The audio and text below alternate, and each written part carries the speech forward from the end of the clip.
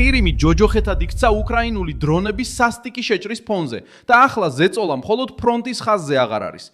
მოსკოვის მიერ ანექსირებული ნახევარკუნძული ომის ეპიცენტრში აღმოჩნდა ამ პარასკევს 2026 წლის 29 მაისს. მას შემდეგ რაც შეტევები განხორციელდა სევასტოპოლზე, სიმფეროპოლზე, ჯანკოიზე, ბელბეგზე და მარშრუტებზე, რომლებიც გამოიყენება რუსეთის ჯარების მომარაგებისთვის უკრაინის სამხრეთში. კიევი ცდილობს ყირიმი, რომელიც ადრე უსაფრთხო უკანახაზად ითვლებოდა, აქციოს მოწყვლად და რთულად დასაცავ ზონად, რადგან უკრაინამ გააცნობიერა, რომ შეუძლია დააზიანოს რუსეთის სამხედრო მანქანა მხოლოდ სახმელეთო წინსვლაზე დამოკიდებულების გარეშე.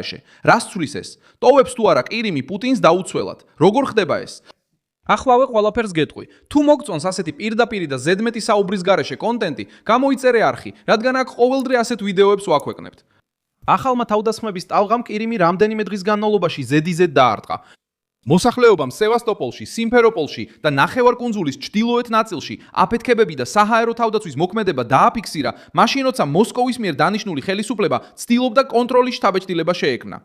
27 მაისს სევასტოპოლში რუსეთის ხელმძღვანელმა მიხაილ რაზოზაევმა განაცხადა, რომ ადგილობრივმა ძალებმა მთელი ღამე უპასუხეს დრონებისა და რაკეტების კომბინირებულ შეტევას, მათ შორის იყო ეჭვი Storm Shadow-ის გამოყენებაზეც. რუსეთმა განაცხადა, რომ ამ რაკეტებიდან 3 ჩამოაგდო, მაგრამ სევასტოპოლის კვლავ სამიზნედ გახტომა უკვე აჩვენებს, რამდენად დიდი პრობლემაა. სევასტოპოლი რუსეთის შავი ზღვის ფლოტის სიმბოლური და სამხედრო ბაზაა, რომელსაც მოსკოვი იყენებს საზღვაო ძალების შენარჩუნებისთვის, საჰაერო თავდაცვისა და სამხრეთში სარდლობისთვის. როდესაც უკრაინა ამ რეგიონს უმიზნებს, ის მხოლოდ ხმაურს არ ეძებს. ის ცდილობს დაარღვიოს აბსოლუტური დომინირების განცდა, რომელიც ვლადიმერ პუტინმა 2014 წლიდან გაკიდა, როცა მან ანექსია მოახდინა ნახევარკუნძულზე და მას ხელშეუხებელ ჯილდოდ მოიხსენიებდა. ეხლა ყოველი განგაში, ყოველი სირენა და ყოველი ჩაჭრა აიძულებს რუსეთს თავდაცვითი რესურსები დახარჯოს, გადაანაწილოს რესურსები და აღიაროს, რომ მისი ზურგი უკვე აღარ არის დაცული. ბელბეკი ამ სერიაში განსაკუთრებით გამოიკვეთა, რადგან სევასტოპოლის მახლობლად მდებარე სამხედრო აეროდრომი ერთ-ერთ ყველაზე მგრძნობიარე სამიზნედ იქცა. უკრაინის უსაფრთხოების სამსახურმა განაცხადა, რომ ადგილზე დააზიანა ინფრასტრუქტურა და საჰაერო თავდაცვის სისტემები, მათ შორის რადარებთან, დრონების კონტროლთან და სარდლობის პუნქტებთან დაკავშირებული სტრუქტურები. ასევე იყო ცნობები წინა თავდასხმებზე რუსულ ხომალდებზე, შავი ზღვის ფლოტის ობიექტებსა და სამხედრო თვითმფრინავზე. კიევისთვის ასეთი ქმედებები ხვრელებს აჩენს რუსეთის ფარებში. მოსკოვისთვის პრობლემა იზრდება, რადგან თითოეული დაზიანებული სისტემა ართულებს შემდეგი ობიექტის დაცვას. ჯანკოიც აღმოჩნდა დაძაბულობის ცენტრში. ქალაქი მდებარეობს ყირიმის ჩრდილოეთ ნაწილში და მასში განთავსებულია მნიშვნელოვანი სამხედრო ინფრასტრუქტურა, მათ შორის ავიაბაზა. მაისის დასაწყისში კრემლის მიერ დანიშნულმა ერთ-ერთმა ოფიციალურმა პირმა განაცხადა, რომ უკრაინის დრონებით განხორციელებულმა თავდასხმამ რეგიონში 5 ადამიანი იმსხვერპლა. კიევი ყირიმს ნეიტრალურ ტერიტორიად არ მიიჩნევს, არამედ რუსეთის ოკუპაციის სამხედრო საყრდენად განიხილავს. უკრაინული ხედვა ასეთია: მოსკოვი ნახევარკუნძულს იყენებს ჯარების, საწვავის, საბრძოლო მასალის, რადარებისა და თვითმფრინავების გადასაადგილებლად. ამიტომ კამპანია მხოლოდ ერთ კონკრეტულ წერტილს არ ესხმის თავს. ის სხვადასხვა ადგილას ამცირებს მტრის ძალას. სატყობებსა და თავდაცვის სისტემებზე თავდასხმა ფასხმა ფორმის ცვლილებას აჩვენებს. 29 აპრილს უკრაინის გენერალურმა შტაბმა განაცხადა, რომ დრონებმა დაარტყეს რუსეთის საჰაერო თავდაცვის სისტემას და ნავთობის სათყოფს ოკუპირებულ ყირიმში. კიევის მიერ დასახელებულ სიაში შედიოდა რადარი, საჰაერო თავდაცვის სარდლობის პუნქტი, საბრძოლო მასალა პერვომაისკში და საწვავი სიმფეროპოლში.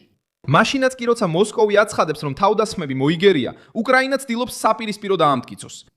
რუსეთის თავდაცვას შეუძლია დრონების ნაწილი ჩამოაგდოს, მაგრამ ვერ ახერხებს, რომ ზეწოლა ყოველ ღამე არ განმეორდეს. გზა, რომელიც რუსეთს ყირიმთან და ოკუპირებულ სამხრეთთან აკავშირებს, კიდევ ერთ ღია ჭრილობად იქცა. რუსი ხელისუფლების მიერ ნოვოროსიად წოდებული მარშრუტი გადის ოკუპირებულ ტერიტორიებზე, როგორიცაა მარიუპოლი, მელიტოპოლი და სიმფეროპოლი.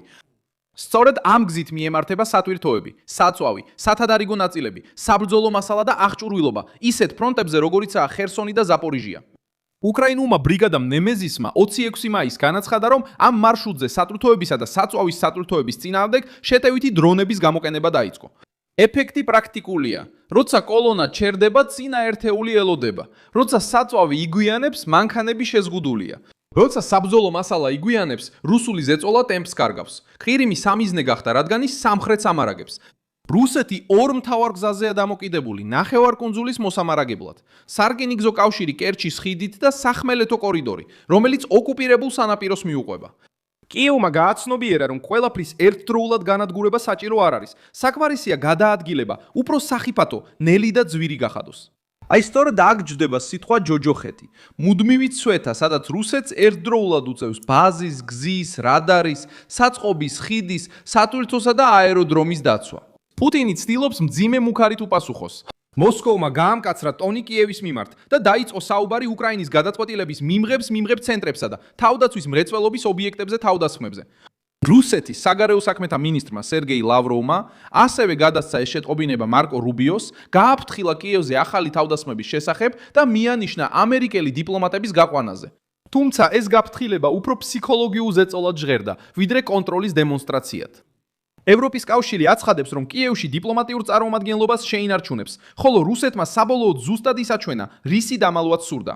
უკრაინული შეტევები უკანა ხაზებზე კრემლის გათვლებს ცვლის. რუსეთის რეაქციას კიდევ ერთი პრობლემა აქვს.